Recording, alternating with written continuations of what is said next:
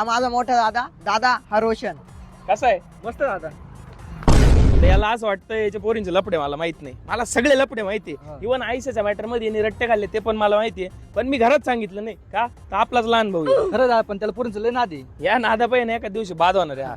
झक मारली मी यांची ओळख करून दिली, आता हे मलाच रोस्ट करतील. आता उद्याचं नियोजन तुला माहितीये हो आणि आपण दोघच जाणार आहे बरं का. चालन, जाऊ आपला काळागोड घेऊन. अरे मग पण आपल्या दोघांना जायचं होतं ना, याचा काय संबंध आपल्यामध्ये? आम्ही दोघं मित्र झालो आता. तुम्हाला दादा बोलत जाय. दादा म्हणायचं त्याला काय. रोशन एकदम परफेक्ट टायमिंग झालाय चहाचा.